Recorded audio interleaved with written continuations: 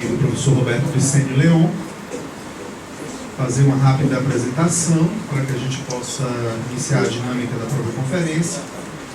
O professor Michel Misse, doutor em Sociologia, teve um PERJ, é professor associado do Departamento de Sociologia da Universidade Federal do Rio de Janeiro, portanto leciona no EFIX, no Programa de Pós-Graduação em Sociologia e Antropologia da UFRJ, e dirige o Núcleo de Estudos em Cidadania, Conflito e Violência Urbana da UFRJ. Professor Roberto Vicente Leon, professor titular de Sociologia da Universidade Central da Venezuela, e também Senior Associated Member do St. Anthony's College, da Universidade de Oxford, na Inglaterra. Nós vamos, já de acordo aqui com o que nós pactuamos com os dois conferencistas, vamos inicialmente passar a palavra para o professor Michel Misse, que irá realizar a sua conferência, e em seguida o professor Roberto Vicente Leon também fará a sua conferência, para que nós tenhamos ao final uma oportunidade de debate e diálogo com os dois conferencistas.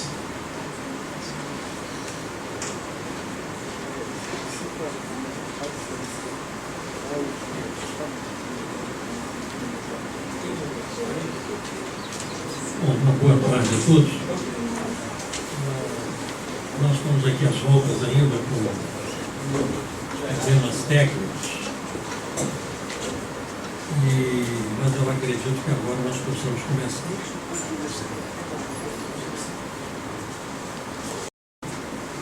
Uma intervenção um pouco na linha de preocupações analíticas que eu venho tendo já há bastante tempo nessa área temática. A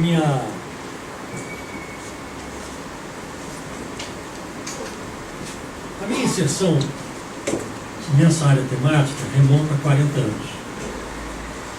Então, chega um ponto em que a acumulação já de estudos, de pesquisas, de reflexões, começa a exigir algum grau de abstração. E foi exatamente o que veio a acontecer a partir do momento que eu não me senti confortável nem satisfeito com a utilização de algumas categorias que são fundamentais na nossa área, categorias produzidas no âmbito da sociologia, principalmente da sociologia norte-americana, mas que não me satisfaziam exatamente devido ao que eu considero as diferenças entre as duas sociedades e principalmente as diferenças culturais. A sociedade norte-americana, por mais que ela possa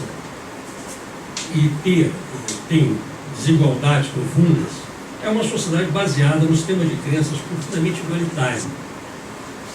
Enquanto que na sociedade brasileira, nós partilhamos de forma ambígua tanto uma inserção num sistema de crenças moderno, igualitário, como ao mesmo tempo um conjunto de não articuladas formas de moralidades tradicionais, hierárquicas, diferentes tipos, mas que sustentam as condições de desigualdade social que persistem na sociedade brasileira desde o início, desde a nossa independência. Por isso mesmo nós encontramos toda essa discussão a respeito da interpretação do Brasil. Então é uma discussão rara em outros países. Tentar entender o enigma Brasil, enfim, toda essa literatura, essa imensa literatura que, de algum modo, parece um discurso histérico, né? Quem sou eu? Né? O que é ser, o que é o Brasil? Diante dessa tradição, mas também diante dos impasses que a própria pesquisa colocava do ponto de vista analítico, eu resolvi confrontar um pouco a tradição dos conceitos que nós utilizamos, não para, imaginem, superá-los, nada disso, mas para tentar readequá-los às condições que eu encontrei no trabalho de campo. Ouvindo hoje, de manhã, a intervenção do Teófilo, que aliás me pareceu muito próxima das minhas preocupações, eu percebi também nele, na intervenção dele, como também na intervenção do Machado, toda essa mesma angústia, essa mesma preocupação em tentar dar conta de uma realidade extremamente complexa que não se reduz à sociologia da moral convencional ou à sociologia do crime convencional. Eu publiquei recentemente na revista Lua Nova um artigo chamado Crime, Sujeito e Sujeição Criminal, onde eu retomo alguns temas da minha tese de doutorado e procuro discutir um pouco essa categoria de bandido na sociedade brasileira, que não é uma categoria facilmente traduzível, por exemplo, para a sociedade norte-americana. Como o tema desse seminário é as práticas de extermínio, eu achei que seria bastante adequado tratar um pouco dos temas que eu tratei nesse artigo, mas também incorporando outros. A primeira perplexidade que eu encontrei no campo, quando se tratava de pensar essa questão, é que, por exemplo, o conceito de rótulo, de label, era fraco. Não era um conceito forte, era um conceito fraco. Por quê? Porque o label é algo que você pode adotar, a etiqueta pode colar em você, mas você também pode tirá-la. A mesma coisa se dá com o estigma. Inclusive, o trabalho do Goffman é um trabalho sobre a manipulação do estigma. Não é exatamente sobre o estigma, mas sobre o modo como o estigma pode ser ocultado ou tornado visível, quer dizer, todo o modo de manipulação, né, que o ator pode fazer com o estigma. Olha, o que eu observava, e observo ainda, no caso da aplicação da categoria bandido, é que ela parece ganhar uma relevância, ela parece ganhar um peso maior do que o rótulo e maior do que o estigma. E eu, num primeiro momento, atribuí essa diferença, né, ao fato de que nós não temos, como nos Estados Unidos, um sistema de crença igualitário. Então, aonde o rótulo lá, né, pode ser indiferentemente aplicado, por isso mesmo que você pode falar em comportamento desviante, né, aonde o estigma lá pode ser indiferentemente aplicado ou também manipulado, né, aqui, né, essas categorias, pelo contrário, parecem fracas, parecem pouco adequadas para dar conta do modo como a construção da identidade, tanto no plano do indivíduo quanto no plano de um grupo social, ganha aderência.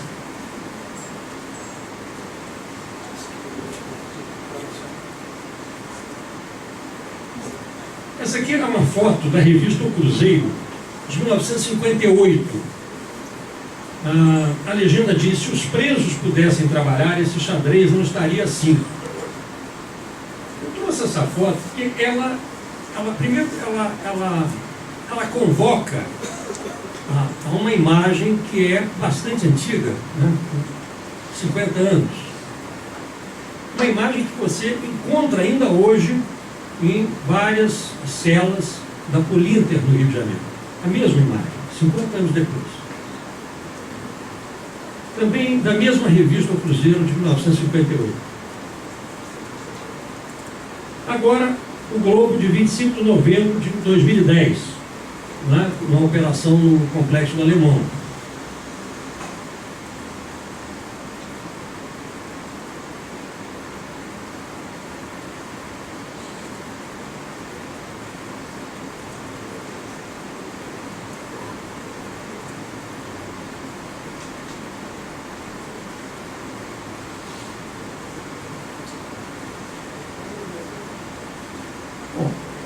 Exatamente fazendo uma interlocução com essa tradição que busca entender ou construir analiticamente uma abordagem para identidades deterioradas, né, eu me vi às voltas, por exemplo, com o velho Iduino Lemert, com a sua preocupação em mostrar o quanto o desvio, o comportamento desviante, que ele chama de desvio primário, pode acabar sendo incorporado, né, pela acusação no próprio indivíduo, que ele vai chamar de desvio secundário, que na verdade é o antecessor da noção de label, né, que vai se desenvolver em seguida por Becker, por Kitsus e outros aí nos anos 60. Né. Depois nós temos o estigma do golfo. Nós temos toda a preocupação da Berry Douglas, né, com a questão da pureza e da poluição e o modo como essas categorias demarcam também identidades. Né. Depois nós vamos ver o Foucault, a preocupação do Foucault em mostrar o quanto o processo de subjetivação se encontra também vinculado a formas de assujeitamento. Né? Essa duplicidade entre assujeitar-se e constituir-se como sujeito. Tema que vai ser novamente retomado por Venadas com as discussões sobre a interligação entre subjugação, experiência de subjugação e emergência de sujeito. Né? Também o Judith Butler. Enfim, há toda uma literatura, toda uma preocupação em tentar articular uma categoria renovada de sujeito, né, com as categorias convencionais de self, de identidade, de ator, de agência. Né, e toda essa rearticulação analítica, a meu ver, preocupa-se fundamentalmente com essa interligação entre experiência de sofrimento, experiência de dominação, experiência de subjugação e emergência, né, de uma reflexividade capaz de produzir um sujeito ativo, um sujeito criativo, mas também baseado no sofrimento. Só que grande parte dessa tradição, né, que pode, de certa maneira, remontar até mesmo a Marx, a Hegel, né, diz respeito à emergência de um sujeito democrático, diz respeito à emergência de um sujeito revolucionário.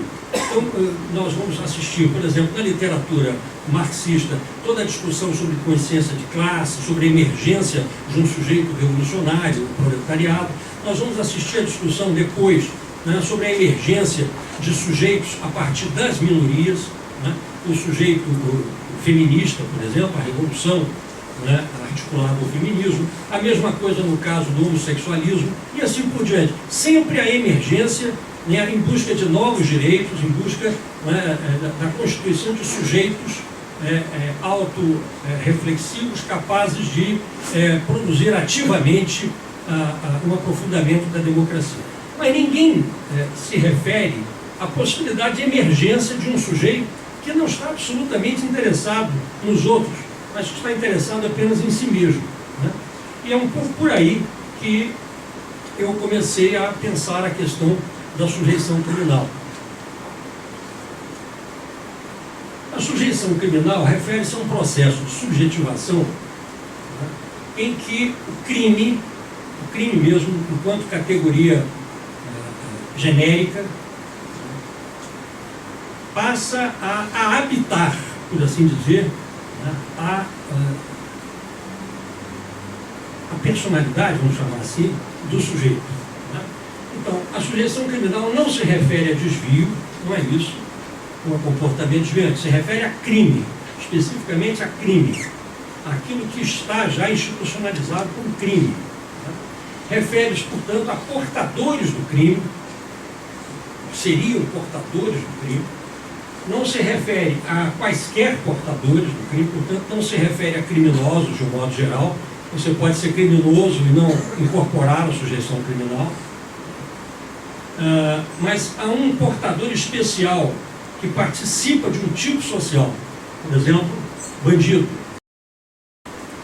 O tipo social geral é expresso na categoria bandido, mas você pode ter, por exemplo, uma análise de história social do banditismo e encontrar vários tipos sociais, né, como o malandro, o marginal, né, mais recentemente o vagabundo, ou né, nós poderíamos encontrar tipos como os que foram hoje, a meu ver, espero que o Theo não discorde, como os que ele apresentou, né, do Vida Louca, né, do como era o outro? Vida Louca, tinha Coisa Ruim, né? O Machado se referia também ao Cabeça Quente e tal. Então você tem vários tipos, né? várias formas de tipificar, digamos assim, no indivíduo um certo tipo, um estereótipo de comportamentos que são aglutinados, sintetizados numa identidade, ainda que essa identidade seja contingente, que ela não tenha muita permanência. Refere-se, portanto, a um processo de subjetivação, já que há uma incorporação também por parte do indivíduo daquela acusação que lhe é feita. Nesse sentido, se aproxima do rótulo, né? Se aproxima do estigma. Mas aí vai constituí-lo como um sujeito do crime, não como apenas um criminoso, mas como um sujeito do crime, como aquele que porta o crime, como aquele que vai carregar o crime aonde ele for, né? E, portanto, né, é como se o crime fosse a essência desse portador, né? A essência como atributo do sujeito e não das suas ações. Aí não importa se ele continua ou não continua praticando crimes, o que importa é que ele continua sendo, né, um bandido, ele continua carregando, continua portando essa condição.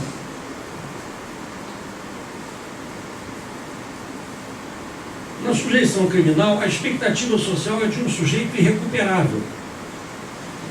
Diz-se dele, e como isso faz parte dele, como é algo que é inerente a ele, se constituiu no processo de subjetivação dele, né, é algo que dificilmente ele poderia se livrar sem perder a sua própria identidade.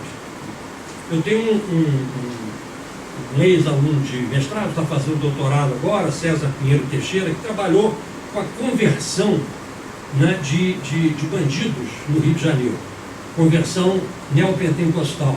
Né? Então, todos os rituais, né, que procuram exatamente, de alguma maneira, tirar o bandido de dentro dele.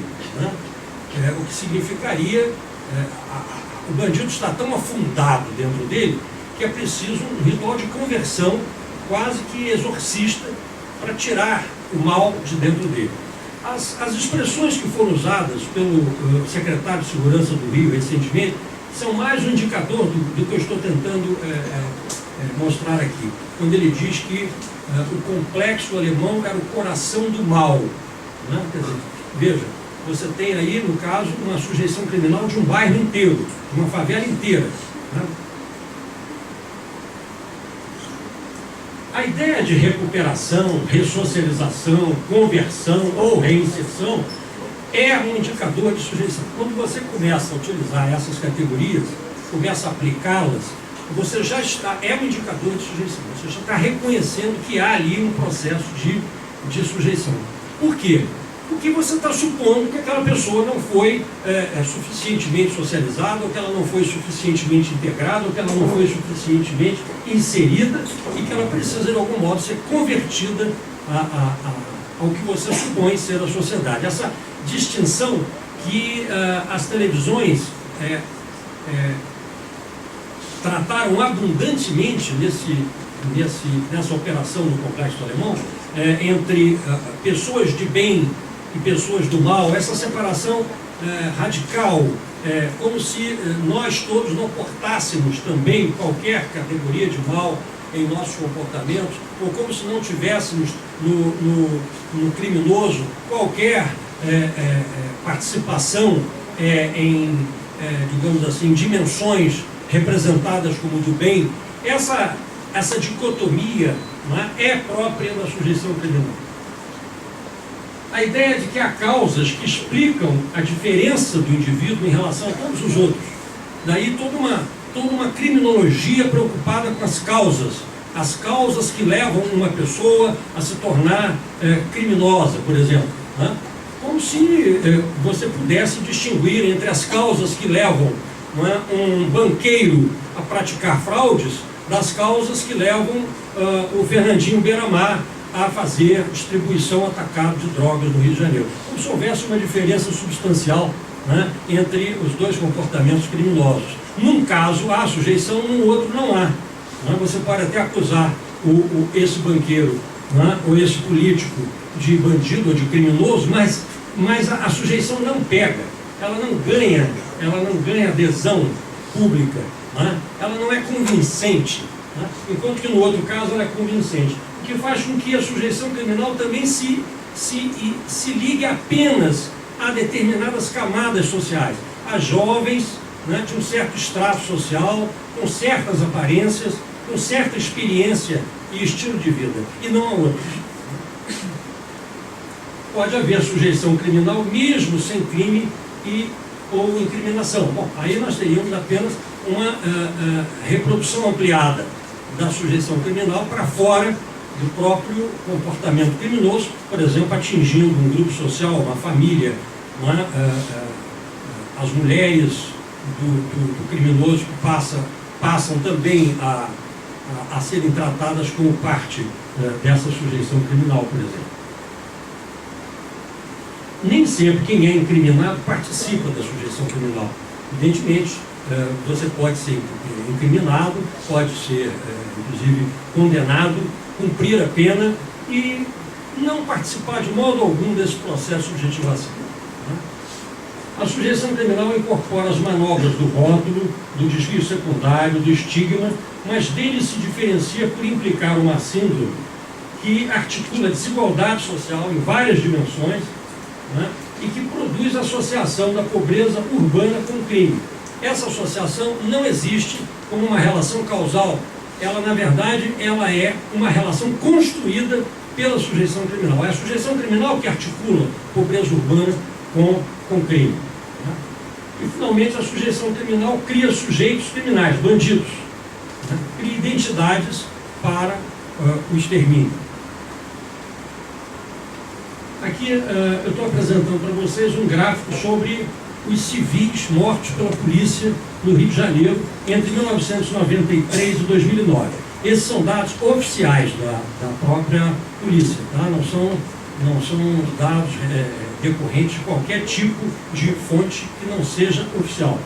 Observem como o número de mortes anual no estado do Rio de Janeiro chega a atingir, no ano de 2007, se eu não estou enganado, não é isso?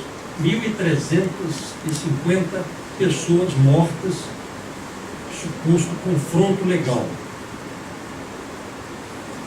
Para os que não conhecem bem esse tipo de dados, nos Estados Unidos, a polícia norte-americana mata, em média, 300 pessoas em confronto legal por ano, em todo o país. Né? Essas mortes são classificadas como homicídios, mas ao mesmo tempo são organizadas separadamente dos demais homicídios, como homicídios praticados no cumprimento da ordem. No caso do Rio de Janeiro, essas mortes não entram na classificação de homicídios dolosos. Elas são tratadas separadamente pela categoria de auto de resistência, o que faz com que elas não sejam somadas aos homicídios dolosos. Aqui nós temos, por idade, uma comparação entre menores de 18 anos e maiores de 18 anos vítimas de auto de resistência. Tá? Observem o aumento do número de menores de 18 anos mortos pela polícia nos últimos anos, né, em relação aos maiores de 18 anos. Aqui são crianças e adolescentes. Né? Em alguns anos, em 2007, por exemplo, são 800 crianças e adolescentes mortos pela polícia. É um pouco difícil trabalhar com a noção de rótulo nesse caso. Aqui também a mesma informação com melhor visualização. Né? Pode-se observar, por exemplo, como a partir de 2006 os menores de 18 anos vão aumentando a sua participação no total de civis mortos pela polícia no Rio de Janeiro, a ponto de alcançar o extraordinário número de 788 menores mortos naquele ano. Aqui a relação entre jovens menores de 18 anos mortos pela polícia e policiais mortos em serviço no estado do Rio de Janeiro entre 2002 e 2009. Dá para perceber que houve realmente uma batalha, um confronto simétrico entre as duas partes.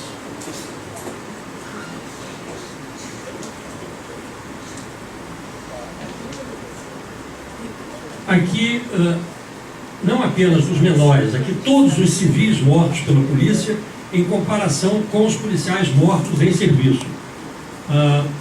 A média de policiais mortos é de 30 a 40 policiais mortos, civis e militares, por ano, né, para 1.000, 1.200, 1.300 civis mortos.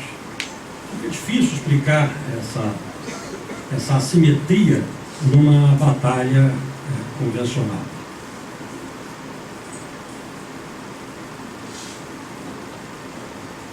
E aqui, finalmente, um gráfico que reúne os dados de homicídios dolosos com outros dados que no Brasil são classificados, ou pelo menos no Rio de Janeiro, são classificados pelo Código Penal separadamente. Por exemplo, latrocínio. Latrocínio nos Estados Unidos, que é a morte, o roubo seguido de morte, é classificado como homicídio, que é o crime mais grave. No Brasil, ele é classificado como crime contra patrimônio. Lesões seguidas de morte, né, vão ganhar uma classificação separada de homicídios dolosos. Né? Autos de resistência, que são esses produzidos pela polícia, encontro de ossadas devidos aos cemitérios clandestinos, né? E as balas perdidas, que afinal, em grande parte, resultam, né, de confrontos entre policiais e criminosos, ou entre os próprios criminosos, e que resultam em mortes. Se nós somarmos tudo isso, como eu fiz nesse gráfico, nós vamos observar que, ao contrário do que se propala, não há exatamente uma diminuição, né, no total de mortes intencionais no Rio de Janeiro. Pelo contrário, né, nós temos aí uma certa estabilidade, né, agora uma pequena queda nos últimos 2 anos. Esses números, esses 9.000, 8.000 pessoas mortas por ano, num estado que tem uma população de 16 milhões de pessoas, né, são números de guerra. Quando eu digo em conferências que eu faço em outros países, que nos últimos 30 anos foram assassinados 1 milhão de pessoas, aproximadamente, no Brasil, as pessoas olham aturdidas na minha direção. Né? 1 milhão de pessoas em 30 anos, né? Nesses 30 anos não houve nenhuma guerra que tivesse produzido tantas mortes. Mas o que espanta mais não é apenas que essas mortes tenham se produzido. O que espanta mais é que elas tenham se mantido, ainda que com pequenos declínios, que elas tenham se mantido e que a reprodução desses homicídios não tenha produzido em 30 anos nenhum tipo, né, de mudança na capacidade de processamento desses crimes. A taxa de esclarecimento dos homicídios dolosos, na maior parte das grandes capitais brasileiras, não chega a 20%.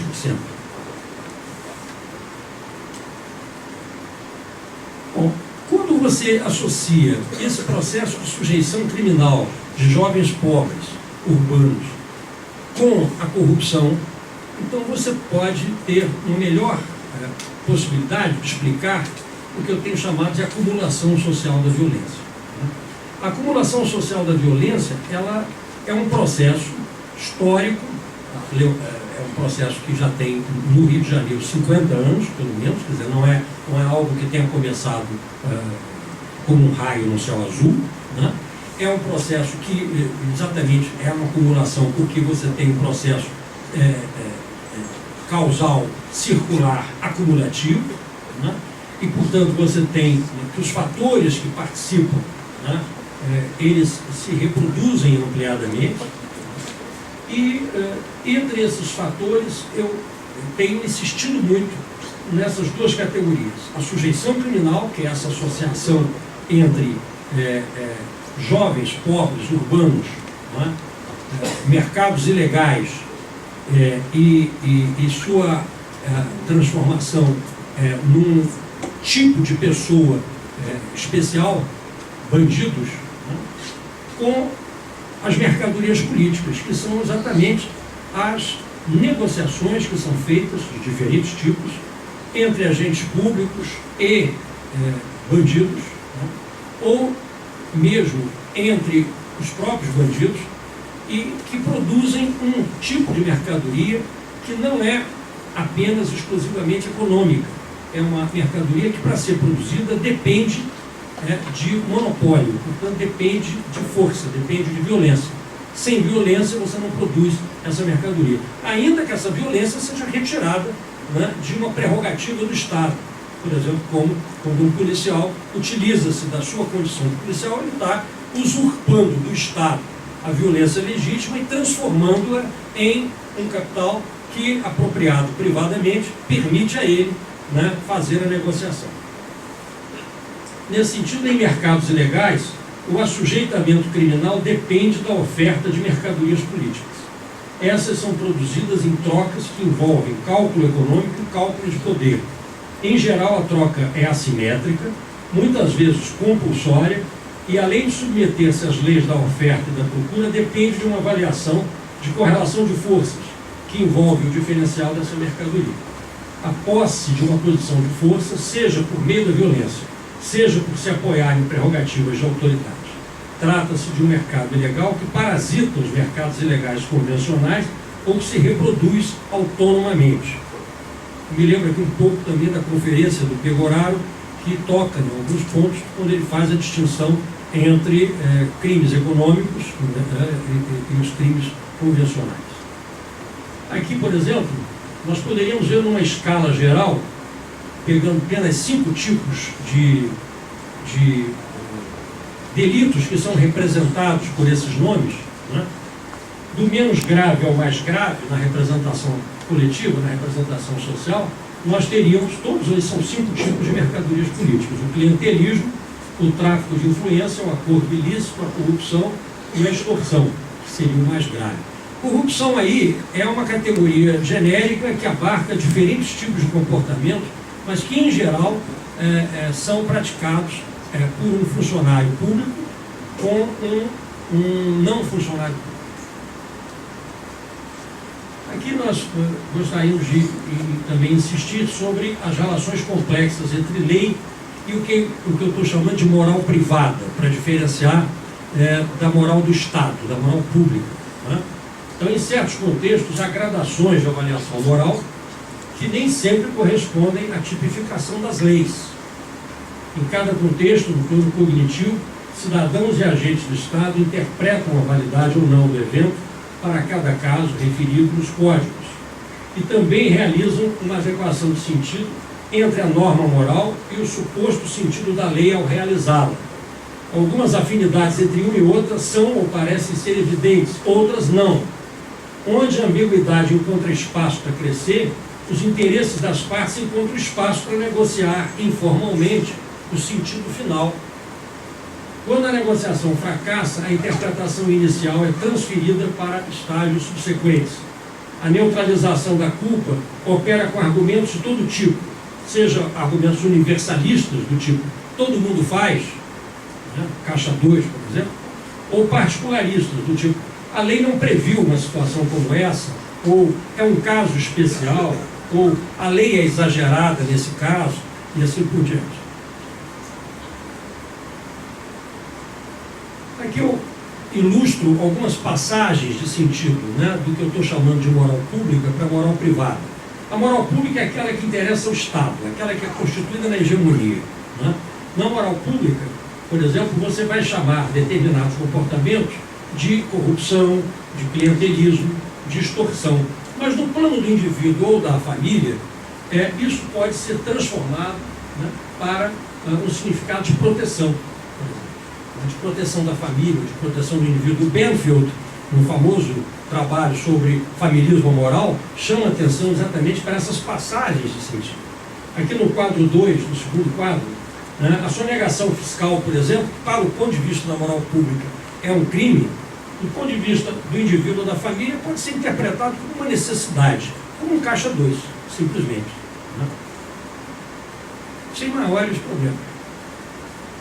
E, finalmente, no campo das mercadorias políticas, também, né, a milícia, que do ponto de vista da moral pública, do ponto de vista da lei, por exemplo, é um crime, né, pode ser perfeitamente compreendido no plano local como uma forma de segurança privada, popular, ou coisa do gênero, né? Essas passagens, que criam agravantes ou atenuantes morais, né, podem, naturalmente, se beneficiar do tipo de reflexão que foi feita aqui hoje pelo Theo. Essa questão que ele levantou, que eu achei muito interessante, muito relevante, né, de múltiplas moralidades, de moralidades contingentes. Em suma, o princípio do mercado, que já supõe a sua regulamentação pelo Estado em algum grau, tal como comparece nas práticas cotidianas e nos discursos de economistas, da mídia e da cultura pública em geral, recalca na criminalidade, na ilegalidade e na ilicitude, como se fosse um mundo separado e coeso, as inúmeras práticas de poder e violência que furam o bloqueio imaginário das distinções entre formal e informal, legal e ilegal, certo e errado, para demonstrar, em cada contexto local, em cada situação e em cada interpretação, a maleabilidade das categorias e a vitória ou derrota de um princípio moral supostamente universalista. O lusco-fusco pode ser observado, por exemplo, nessa escala, que vai do mercado à violência. Aqui eu parto de uma expressão do Max Weber, que me parece muito apropriada, quando ele diz que o princípio do mercado se opõe de forma completa ao pragma da violência. Onde há mercado, não pode haver violência. Onde há violência, o mercado perde o seu sentido puro, o típico ideal. Ora, colocando os dois em posições dicotômicas, nós vamos verificar que o mercado é lugar da competição, enquanto que a violência é lugar do conflito. O mercado abstrai a dimensão moral, não importa se você é muçulmano, cristão, se você é bom ou mal, eu quero negociar. O mercado é o lugar da negociação. Ele abstrai a dimensão moral. Enquanto que na violência você abstrai a alteridade. Não te interessa o outro, te interessa que no conflito você não quer perder. Do mesmo modo, o mercado supõe algum grau de igualdade, para que haja equivalência nas trocas. Enquanto que, no caso da violência, o que se supõe é desigualdade, que haja alguém que possa predominar sobre o outro, cuja força possa vencer a força do outro. O mercado supõe um grau qualquer de simetria e a violência de assimetria. Ora, nesse caso, a sujeição criminal ela estaria próxima do campo da violência e a neutralização da culpa próxima ao campo do mercado. E as mercadorias políticas seriam a mediação entre esses campos, né? Assim, por exemplo, um banqueiro, né? o ator de um crime econômico, ele está mais próximo do mercado, ele está mais próximo da neutralização. Agora, se você está numa condição de sujeição criminal, se você, por exemplo, incorporou a violência no seu mercado, como é o caso dos traficantes de varejo no Rio de Janeiro, então você fica mais próximo da sujeição criminal e mais distante da possibilidade de neutralização. Não é? Essa é a ideia. E as mercadorias políticas é que fazem a mediação, quer dizer, você pode perfeitamente transitar aí, não é? Estou falando aqui do ponto de vista da diferença entre ilegalismos, no sentido de Foucault, e criminalidade, no sentido da criminologia convencional. Essa passagem, essa transição, não seria compreensível, no caso do Brasil, se nós não apelássemos para essa noção de sujeição criminal. Não basta o rótulo, não basta a noção de estigma, elas não são suficientes para que a gente possa compreender um movimento que só pode se dar num ambiente de profunda desigualdade social. Que não é uma desigualdade só de renda, é uma desigualdade também no acesso a direitos, é uma desigualdade no acesso à educação, no acesso mesmo à crença de que você possa ser igual aos outros, né? Se você não tem esse acesso, se esse acesso te é negado, a desigualdade é de tal modo profunda, de tal modo recorrente, que quando se dá a acusação social contra você, você não recebe apenas um rótulo, você não incorpora apenas um estigma. Passa a participar de um processo de subjetivação que vai diferenciá-lo essencialmente dos outros. E de tal modo, essencialmente, que você poderá ser morto. Poderá ser morto, no mesmo sentido do Agamben, né, sem que isso cause grandes problemas morais para a consciência pública. Observe que quando aquele policial, que também era bandido, disse uma vez que bandido bom é bandido morto, ele estava fazendo referência a essa situação. Quer dizer, na verdade, não existe bandido bom. O bandido bom é eliminado. O lado bom dele tem que ser inteiramente abstraído. A família dele tem que ser abstraída. O papel social de bandido tem que contaminar de tal modo todos os seus outros papéis sociais, de forma que ele possa ser purificado inteiramente como bandido, né? E somente como bandido. Então aí ele pode ser morto sem maiores problemas. É basicamente isso que eu queria trazer para vocês dentro dessa discussão sobre práticas de extermínio.